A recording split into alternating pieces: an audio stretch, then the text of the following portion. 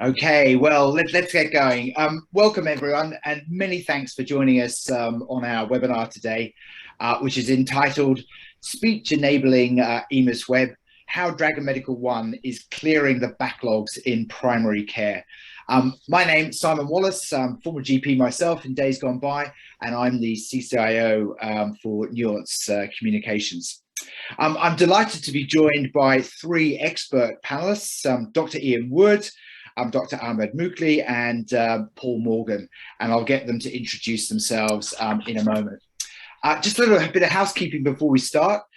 If you have any questions during the presentation, could you please type them in the Q&A box, not the chat box, the Q&A box, please, and I'll be posing those to our panelists at the end of the webinar. So without further ado, let me introduce our three panelists. And I wonder if each of you could just say a brief introduction about yourself. And let me start off with Dr. Ian Wood. Thank you, Simon. Delighted to be here. My name is Ian Wood. I'm a GP down in Windsor for half of the week, salary GP. Other half of the week, I'm a clinical director working at EMIS. I've been at EMIS now for almost 3 years. Thank you, Ian. Next, Dr. Ahmad Moukli.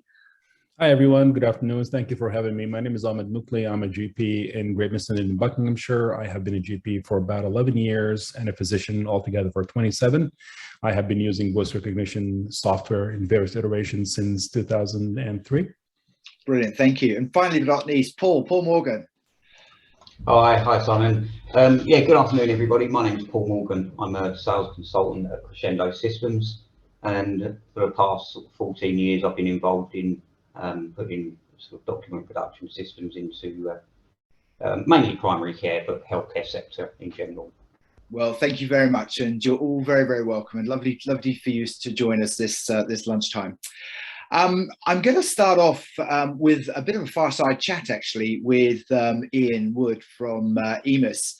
Well, where to start, really? Goodness. We've been through so much over the last year and a half, and the world sadly seems a very different place, particularly in the healthcare arena. As we all know, the NHS has been the star of the show, and they've been there for us thick and thin. So, Ian, let me kick off by asking, from your experience, what do you see as the biggest problems facing the NHS currently, as we slowly but surely emerge out of COVID? Yeah, thank you, Simon. What a great question. I'm going to have a bit of a primary care bias here, but I think the answers certainly reflect across all the different healthcare settings. But I feel like we're in the middle of, or even perhaps just at the beginning of a workforce crisis, but also a workload crisis. Definitely not looking to make this political in any way, but even before the pandemic, we had a promise of, I think, 5,000 or 6,000 more GPs in 5 years. Well, here we are, 5 years on, and we find ourselves, I think, with, on last count, about 1,600 less full-time equivalent GPs. The problem on the flip side of this is that workload really is only increasing, as we not only deal with the direct impact of COVID, so thinking about the fantastic vaccination program that's been rolled out, but also dealing with COVID, dealing with long COVID, protecting vulnerable people. We're also looking now to try and support that backlog that was either deprioritized appropriately during the initial stages of the pandemic, such as routine chronic disease care, or perhaps more worryingly that care which didn't present during a time. And there's some truly worrying statistics coming out around the huge drop-off in things like cancer referrals. Cancer hasn't gone away, hasn't stopped. To allow the pandemic its airtime, those patients we would normally be referring on for further investigations. Those patients they're out there, they're at home, and we need to encourage and find ways to get them back to see us, so we can get their care sorted as early as possible. Back to the workload crisis. There's a rather strange and I think entirely false narrative going around that primary care at any point is being closed or not delivering care. I mean, it's simply just not true, Sarah, as you know, and the data doesn't back it up either. No. I think that's been desperately unfair. I've heard that being battered around, and there's just a complete misperception in the media and amongst the general public about that in primary care. I think your point about the workforce crisis, this has been going on for years, hasn't it? And it just has not been addressed by various Secretary of States. And it isn't going to go away, and it's really center stage. And I guess we'll be coming on a little bit later on how technologies can try and add some support to this to this massive component. Let me ask you if you'd share some examples of how EMIS, for example, is helping primary care in the NHS to tackle some of these problems. Yeah, of course. Firstly, I want to put out there, one thing I'm hugely proud of is that a lot of the EMIS family, EMIS products, they were at the heart of the digital response to COVID, and it's something certainly internally we're incredibly proud of. As to what we're facing now, well, I wish we could do something to help recruit more clinicians into primary and secondary and social care. Unfortunately, we can't do that, but we are looking at ways that we can help. All the buzzwords at the moment, so collaborative, efficient working, clinicians either in their practices or across new networks that they start to form, be that primary care networks, ICSs and the like. We've made and are making quite a few improvements to current EMIS products to enable this, but also we're looking at some exciting new solutions to actually probably just expand on some of the learnings that we made from that rapid sort of patient and clinician digital transformation that occurred during the pandemic.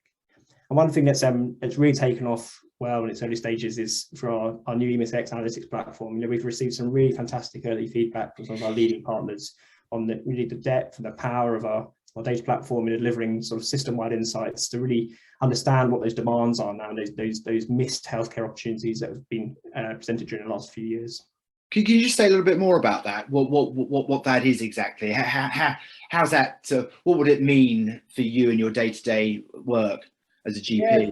Well, day-to-day work as a GP is maybe a level above that. So it's looking for systems are, be they ICS or trusts are able to, harness the enormously rich data set that sits in primary care and EMIS Web. 20 years of really high quality coded and unstructured information that's being captured by the primary care workforce, and then linking that up with other data sets in the system.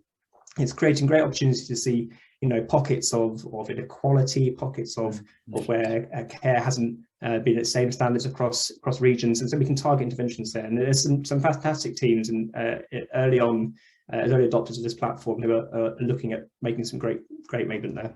Yeah, I mean the whole premise of electronic records, isn't it, is having that data in a repository that can be data mined at your fingertips, linked to other data sets, so that the decision-making processes are much better informed than in years gone by. Yeah, good to hear that.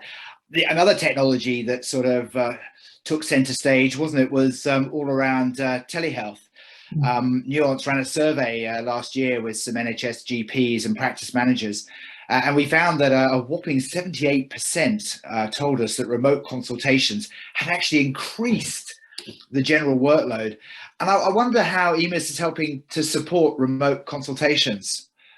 Yeah, really great topical sort of Marmite question. Remote consultations, they're hugely divisive, aren't they? It's a topic between public, clinicians and policymakers. And, has it led to increased workload? I'm not sure we can cite a causative relationship there, I think. And for me, the jury is definitely still out. And one of the great things about primary care is that it's not one business and one population. It's, I think, maybe 10,000 now on last count, and each of those have got their own workforce, their own population, and their own health and social care needs. And the delivery models for care for all of those was different before the pandemic, and it's different now. And so to try and apply kind of a single outcome, it feels perhaps a little bit bizarre, and that single outcome is being played out across the media as well.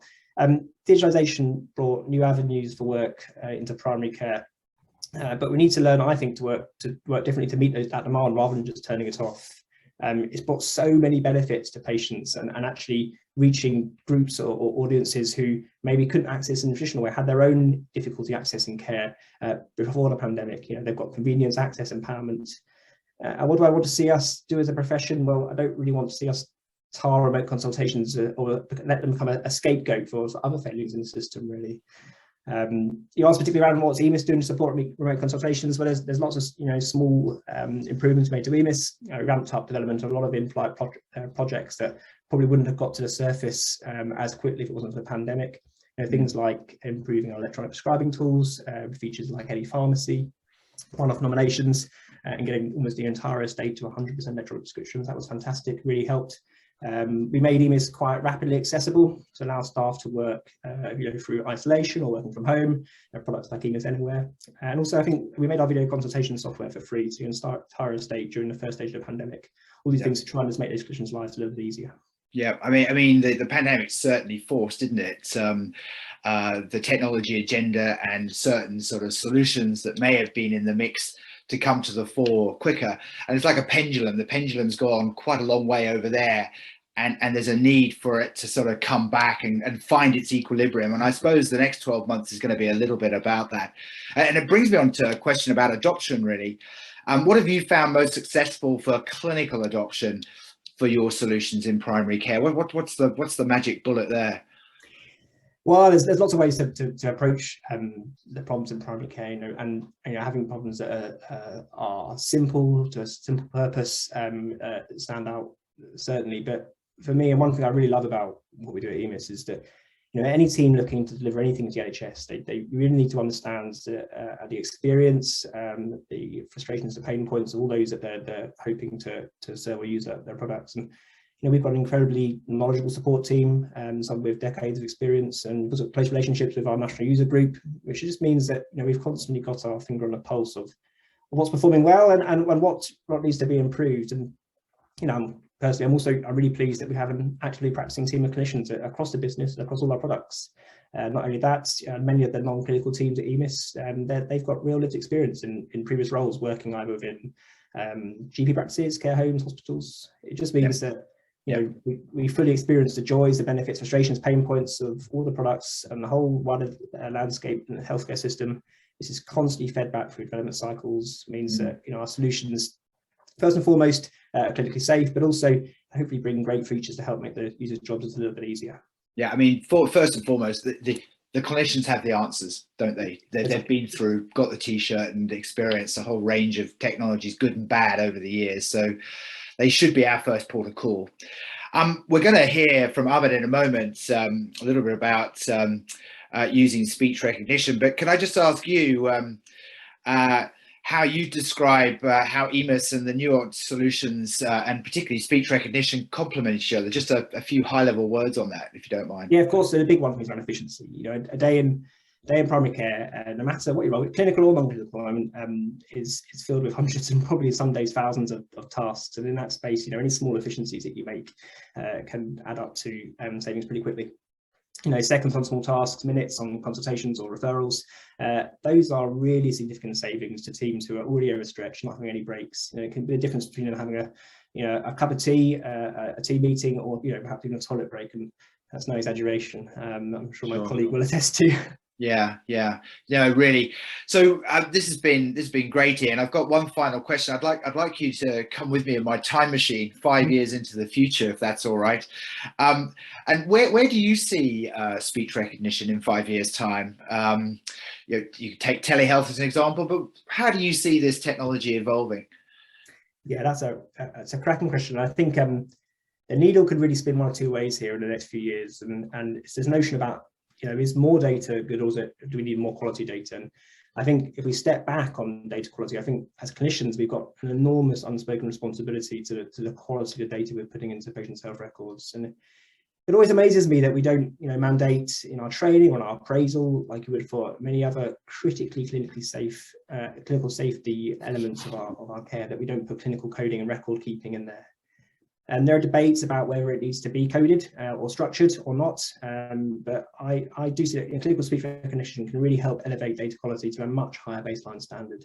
And we're just on the exciting edge, really, of seeing what that can do with the rich and powerful healthcare data sets I spoke about earlier. But if we're upping that magnitude by an order of one or two, it can kind of spine-tinglingly good, actually, Simon. And to put that into practice, what can I see that looking like in 5 years?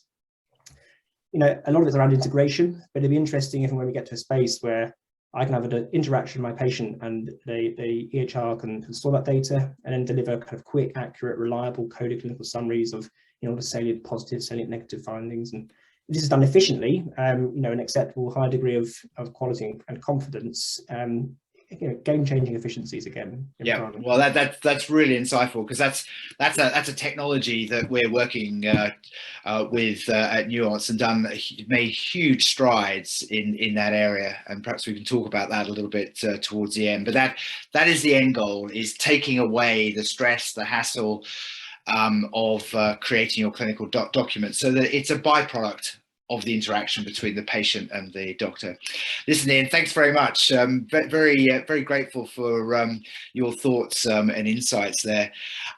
For the audience, any questions you have, please pop them in the Q&A box rather than the chat, and I'll be putting those to Ian towards the end of our session today.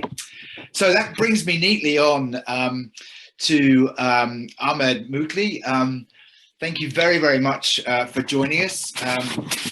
Ahmad, you're a GP, as you said in your opening lines. You use Dragon Medical One with EMIS Web. I wonder if you could kick off and describe how you currently use Dragon with EMIS Web.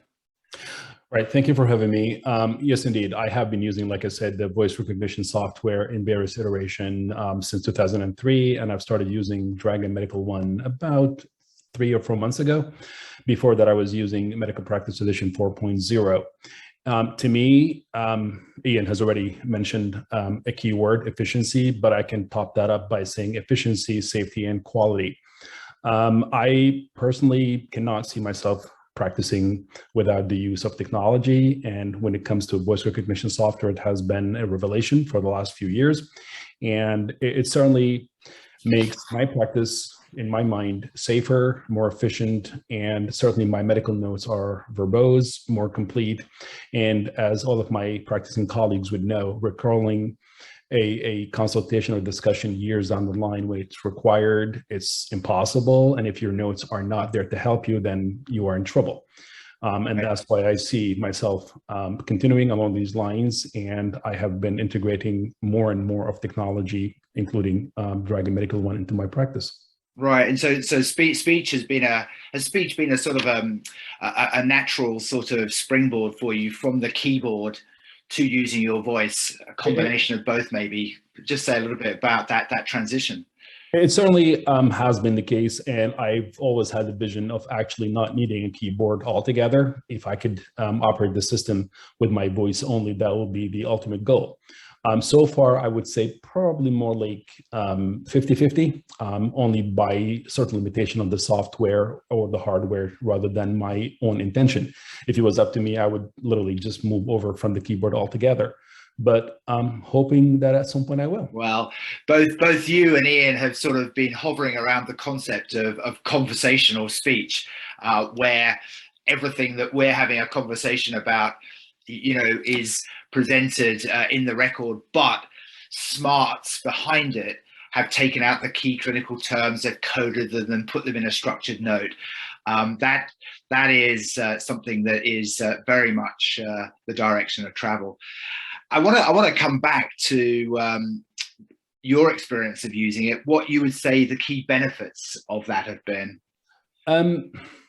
For all practicing colleagues and otherwise, you have limited time with your patient. And if you are to have at the back of your mind that this consultation has to come to an end so I can just write my notes, you are being distracted, you are being taken away from the goal, which is your own patient's safety and well-being. To me, that's not an issue. I can spend 9.5 minutes talking to the patient and 30 seconds dictating my notes. So definitely quality, definitely efficiency, and definitely safety. And like I said earlier, I also work in the out of hours, and I do take my own MacBook in the out of hours, and I use it with the other software without mentioning names.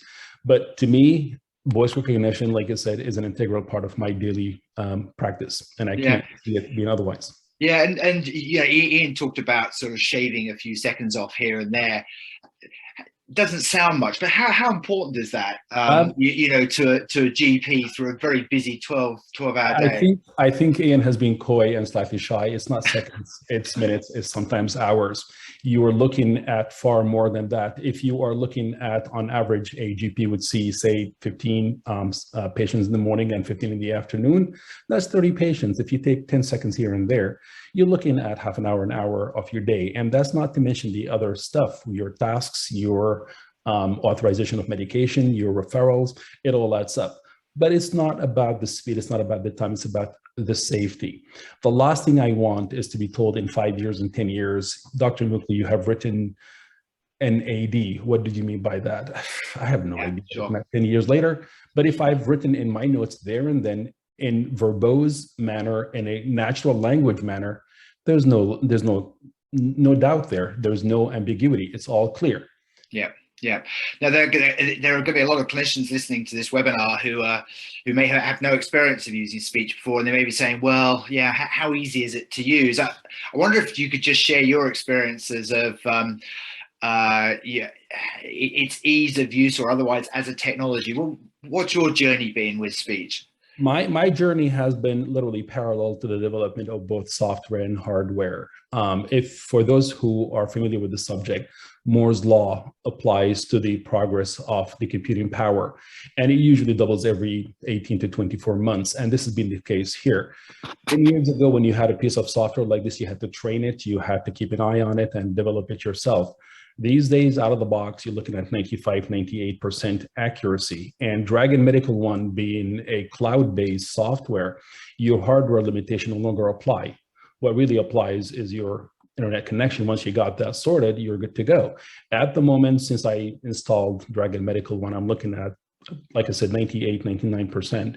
And that's just not the everyday language. We're talking about complex medical terminology that usually other software in the past would have struggled with. You'd have to actually type it yourself and train it so you can use it next time. This one out of the box is right there. So you're saying that a GP that hasn't used speech before and they have access to Dragon Medical One, they can literally just get up and go. Is that what you're saying? They just carry on as they have done so far in their head in silence, except this one, they're verbalizing that, and the software will capture what they're thinking and saying. Right, okay. There may be some GPs out there who have Dragon at the moment, and it's on premise, and you talked about the cloud. And you've moved to the cloud, I think, just recently. How big a deal was that, and what would you recommend? Significantly different, and I've already alluded to the subject on a number of occasions with various individuals. When you have a machine-based software like this, which is significantly demanding for resources, your machine, unless it's really powerful, it's going to struggle. You're going to hear the fans that will then obscure your microphone, and you're going to struggle with that. So you either have to invest tons of money in a significantly powerful machine to keep up, or simply move to the cloud where the strength of the machine is already in the cloud and your own machine is just a conduit to facilitate that. So you are literally not governed by the hardware you're using. You just have to talk and let. Yeah, and it sounds like with being in the cloud, you've been able to take your what we call voice profile and use it in different geographical places. Absolutely. And one of the things I am really, really pleased with the new iteration of the medical software is that, as you said, it's a profile based. We all know if I have an iPhone that has been lost or damaged, I can buy a new one, download my profile, nothing has been lost, it's all there. And that's the same story here. If, like I said, if I don't have my Mac with me and I go to a different clinic, I just download my profile, use it with my corrections, with my auto text, with my macros all there for me. I don't have to start from scratch. And that is definitely the way forward. Yeah, so I think you're saying, if you're working in your main surgery, if it's a satellite surgery or you're doing remote consultations from home, you can literally just pick up the microphone, or use the smart app through your phone, which is also a microphone, and just use it. That it gives you that freedom. That's exactly what it does. And like I said, there is no need to install massive amount of software. You're not looking at complexities and drivers and compatibility. None of that applies. As long as you have a browser and internet connection, that's all you got. Great. Okay. Well, listen, we're coming up to our 10 minutes. I've got a fun question to finish off with, if I may. Sure. If there was one word that you were to take to describe using speech recognition, using Dragon, what would that be? Awesome. Right, okay. And this wasn't pre-scripted, by the way, for those that are listening. Where it was not. What I'm trying Yeah. to get, I've got this in my head that we Yeah. started off with the pen, we Yeah. went to the keyboard, Yeah. and now we're using our voice. And you know, those are quite big transitions. So I'm just trying to get a feel of what you feel about now the voice being this new way of documenting our clinical findings. Can I just share one vision with everyone who is present here? Sure. My vision is to walk into my consulting room with nothing on my desk. I mean, nothing apart from that screen. When my patient walks in, there'll be no distractions, there'll be no clutter, there will be nothing, just me and that patient and that screen. And that's what I'm doing. And for all of those who are interested, welcome to visit my own practice and see where that is heading. Right now, I am forced to have a keyboard because I gotta, but soon, hopefully, I won't have to use that. So technology is getting more and more complex. The human mind can't keep up. So the human mind says, let's simplify that, yet keep the complexity behind the scenes. And I'm sure if you were to visit the cloud center, you will see tons and tons of software and hardware and cables and what have you. You don't need to worry about that. It's all being done behind the scene. What you got to do, look at your patient, focus on the patient, be safe, be efficient, and enjoy what you're doing. Great. Well, thank you very much. You're painting the vision. Sounds like you're in the vanguard of conversational AI at its height in primary care. Listen, thank you very, very much for your time. Thank you for having me. Please stay with us. We no doubt may well have some questions for you. Sure. And just a reminder to everyone on the webinar, please put your questions in the Q&A section of Zoom, not in the chat, please, and we will address those after our next presentation. So thank you once again. Thank you very much. So without further ado, let me hand over to Paul Morgan from Crescendo. Paul is going to share his screen with you, and we've talked a lot about speech and what it does, and there's no better way to actually illustrate that than by actually showing it in action.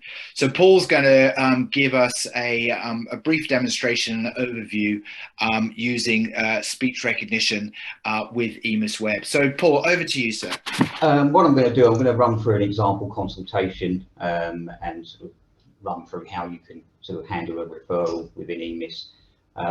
What I'd like everybody to sort of also think about is it's not just about EMIS and your clinical work. Dragon will work in typically any application. So if you finish your clinical work and you're moving into admin, obviously emails and everything else, you can still use speech recognition for. But we'll concentrate on the EMIS side of things. So I'm going to call up a new consultation. What I can also do, and this sort of runs alongside what Dr Moukli was saying about where possible using your voice. So I can use my voice to navigate my way through the consultation. So first up, I'm just going to tell Dragon where I want to start typing. Problem. Rheumatic fever. Code list. This patient presented in surgery with malaise and joint pain over the last week, full stop. Enter history. He is known to have suffered bouts of rheumatic fever in the past, full stop. Enter examination. Splinter hemorrhages of his nail beds and red cells on urine microscopy, full stop. Blood cultures confirm Streptococcus viridans infection, full stop. On examination colon. Normal heart examination. Enter procedure. Blood pressure. Code list. 195, 85, press enter, enter family history. There is a family history of osteoporosis, full stop. So that just gives you a little bit of an insight how you can dictate into your consultation screens and obviously code where you need to. Obviously, lots of people out there using sort of traditional dictation transcription type systems. If this patient needed a referral now, they would switch to obviously picking up a microphone and dictating and then sending that through for transcription to the admin team. I'm certainly hearing that as things start opening up again, that referrals are absolutely rocketing through the roof, and we've got lots of people coming to us and saying, look, you know, referrals are an issue at the moment. How can we get these backlogs down? Well, when you introduce speech recognition, and again, what I'm showing you here is just suggestions, but if this patient does require a letter, rather than dictating and requiring that to be transcribed, I'm not suggesting that a clinician should have to go through the word wizard and everything else, because that obviously takes time. But what a lot of my clients do is choose to create a task to dictate a particular referral. Obviously within EMIS, once the task is up on the screen, you can't actually move out of it. So I've had feedback where people are saying, actually, I can't go off and check medication or past history if the task is up on the screen. So Dragon does have a tool that can deal with that, which I will use just to show you. Open dictation box. So this little tool will allow you to dictate and navigate your way around EMIS. So it doesn't, there's no restriction into what you can see about your patient. And an example referral might look something like this. Dear colleague, common new paragraph. This 74-year-old gentleman took fall in his residential property, sustaining an undisplaced hip fracture, full stop. New paragraph. I would be grateful if you could see him in your clinic and recommend an ongoing treatment plan and a pain management plan also. Full stop. New paragraph. I look forward to receiving your letter. Thank you. Full stop. New paragraph. Yours sincerely, comma. So once I've created my document, and I can then just transfer the body of that text from the box directly into the task, and obviously then I can quite happily send that off, and it doesn't require transcription because of the accuracy these days. A lot of the time it's just pretty much a copy and paste for your admin team. So it is a great way of getting referrals turned around quicker.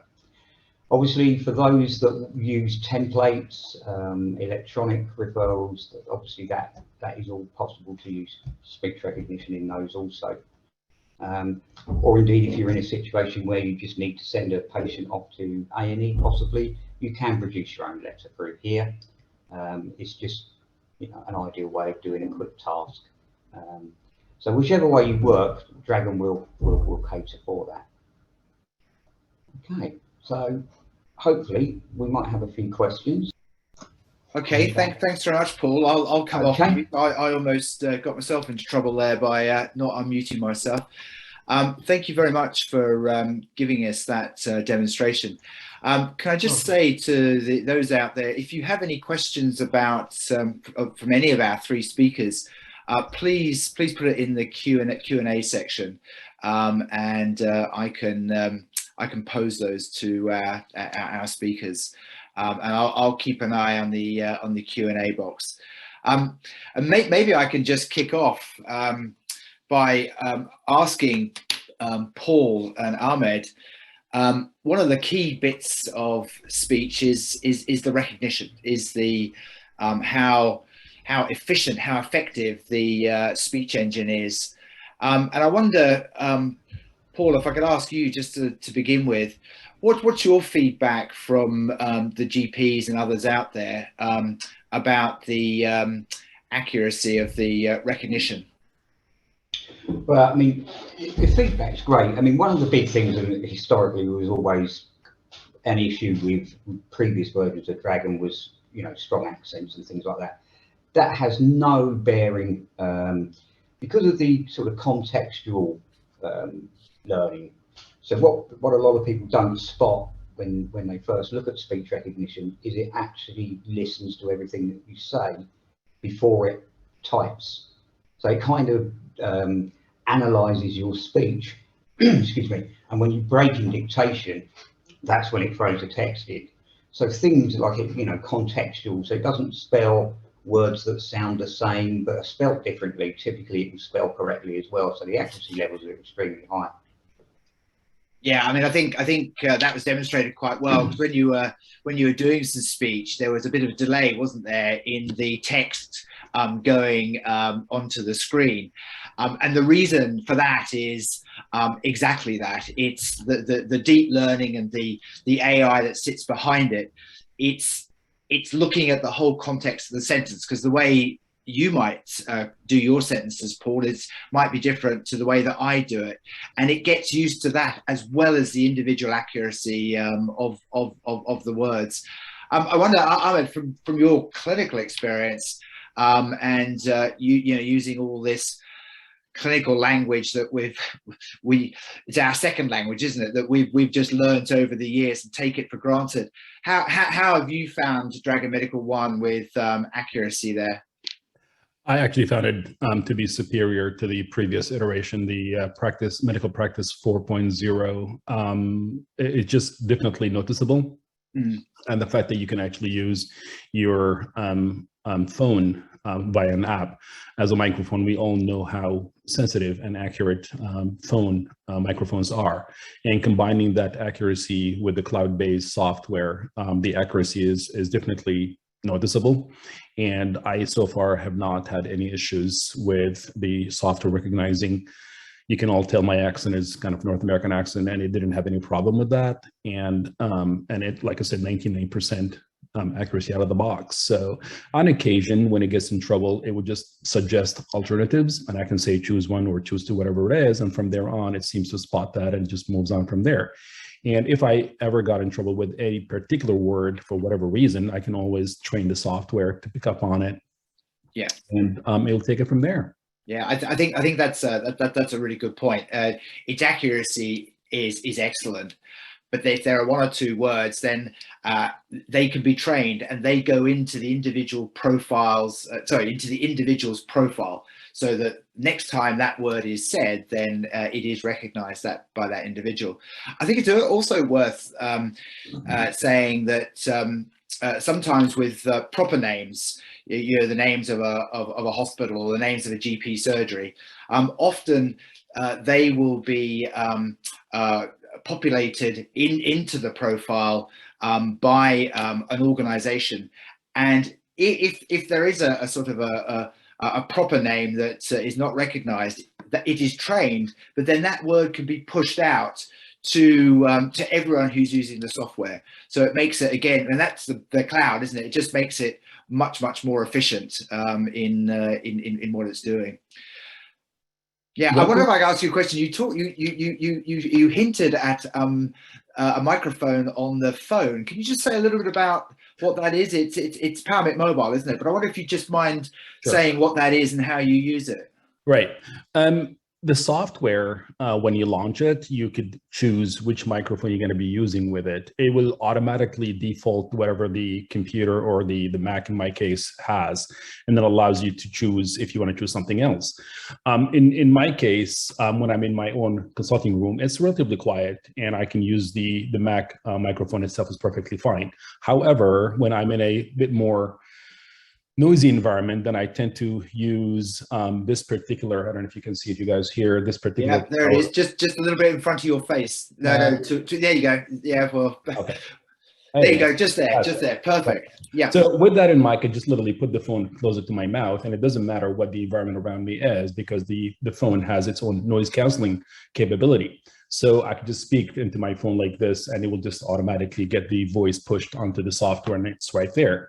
So I kind of customize my workflow depending on where I'm at. If I'm at home, like working from home with nothing, no distraction, no kids, nothing, I could just use the microphone of the Mac itself. If I'm in the out of hours within a hospital setting, different clinics running around me, I don't have to be bothered by that. I could just use my phone. I also use some of the Philips power mics in the past with those. But I had to use that one with the previous version, but with the current version, with the DMO, with the Dragon Medical One, I had to actually give that up because it wasn't necessary at all. It was just picking up such great accuracy. It was not necessary to have extra hardware that I have to lug around. Yeah, with my phone. Yeah, we've certainly found, you know, from a clinician's perspective, so much of what we do in our day-to-day, whether it be a drug formulary, whether it be clinical guidance, we keep it on our phones now. So it just seems, doesn't it, for a natural extension for the actual microphone to be part of that. And certainly feedback that I've had over the years is that anything above, if it's it can be Android or iOS. Certainly from an iPhone, anything over iPhone 7, the noise cancelling properties are just as good as with the hardware. So thank you for that, Ian. I see you've joined us. Welcome back. Yes, I just wanted to ask you, Ian. Now that you're back with us, we saw a demonstration of speech being used within EMIS. What other areas could it be used in a GP's workflow? I guess I'm thinking of reports. I'm thinking of email. What are your thoughts around that? Yeah, not just in general practice. Just to quickly say, I haven't been away, but some days I'm not cool. No, my internet went down overnight, so I'm on my mobile data. So I'm trying to chop off the video when I need to. But acutely small. It's not just in the primary care space as well. We've got products in, you know, in the acute markets, and one of the attendees has already posed a question around acute and CCMH.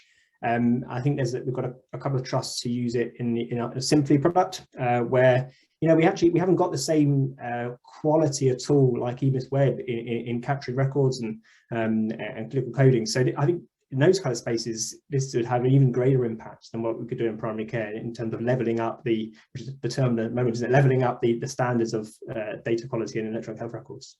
Yeah. I mean, it's, you know, this is a primary care webinar, isn't it? But you know, we've been talking about voice as the sort of the next stepping stone from the keyboard, and you know, wherever that cursor is, whatever record, acute, community, mental health, primary care, it's going to have a role. So yeah, I've had a question here which I think I'm probably going to have to answer, actually, from Ahmad about the UK regarding the cloud, and working with the UK based cloud. Probably 3+ years ago now, we went through a process of certifying ourselves with the Microsoft Azure cloud, and it being NHS compliant. And that's anyone who's been involved with that sort of thing. It's a really rigorous process, very, very detailed, and very strict in being allowed to do that, you know, data protection, security, all that sort of thing. And we went through that process and ticked all those boxes. So from a data protection, security, NHS compliant, NHS digital compliance side of things, and us using the Microsoft Azure cloud as our platform, we've been through that process. And I think anyone who's concerned about that side of things can rest reassured that we're meeting all of those standards for speech recognition. As I'm sure, Ian, from the EMIS side, it's a big process to go through, isn't it? It is, and actually, I was going to pick up on a possible question that might have come in, but it hasn't yet. I'm sure some people listening to the recording might be wondering, and it might be one for you perhaps, Paul, but there's always a little bit of nervousness amongst clinicians around using their own devices to record clinical information going back into the record. And it'd be great to just give your view on what measures are in place to prevent, you know, clinical data being stored in your own device, but then getting into the EHR. How do you manage that? Yeah, well, the actual using your own device, the device isn't storing anything. So rather than you dictating onto a device and moving data, you're using that device as an input device. So the data is actually going into the EPR or EMIS or whatever system you're using. So you're not actually storing any particular data on that device. Yeah, it's a vehicle, isn't it? Exactly. Yeah. Okay, let's see what else we've got. Any other questions? I guess, here we go. Ines is coming with a question.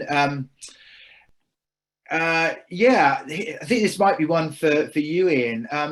If there are GPs listening out there or practices listening out there, is there any way that they could try Dragon Medical One at all? I'm not going to get my sales teams in trouble, but I'm very happy if you put on the. I'm sure we can pop the link into the chat about the where you can sign up for if you're interested on the EMIS website, and the regional account managers can pick up in with you and your team about what we can help arrange.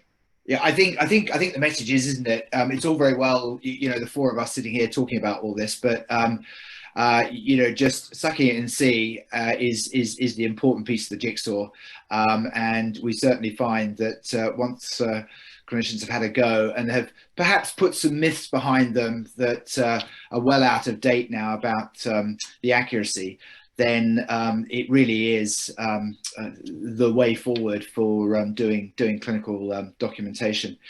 We're coming towards the end of our 50 minutes, and I think I'd probably just, for each of you, just like to finish off with one question, if I may. We've talked about the challenge of COVID.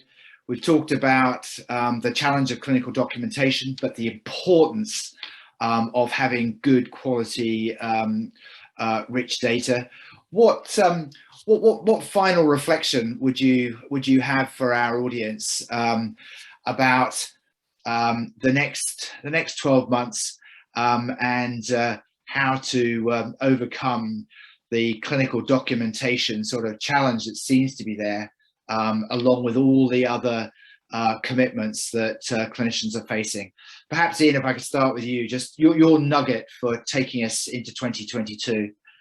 Yeah, of course. So it very much feels like at the moment primary care is treading water, and what I see as a great offering here to the market, whilst we're trying to not only tread water, also recapture some of that ground which has passed us by in the last 2 years, is this efficiency saving, and be able to give clinicians back that little bit of extra time which they need, and that is such a huge offering for me to exasperated and depleted workforce at the moment. Yeah, the emotion of which you said that, there was a sigh of please give me some time back.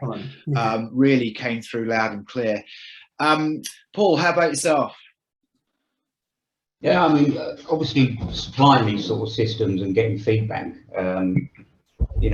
it is about, and I actually, what Ian said there, treading water, I actually had a GP say that to me the other day, which is treading water at the moment. So, for me, it's nice to be in a position to, hopefully help people out, and, we can certainly offer trials for those that want to give it a go. I will share one other comment I got back from a lady doctor who's clinical director and everything else, and she actually turned around and said, since I've started using Dragon, I get to go home and see my 2 kids before they go to bed, which I thought was lovely. Right. Okay, well, some another emotive sort of consequence of technology in action. And Ahmed, to wrap us up, I guess, again from a clinical perspective, to build on what Ian said, what would your reflection be going forward? Right.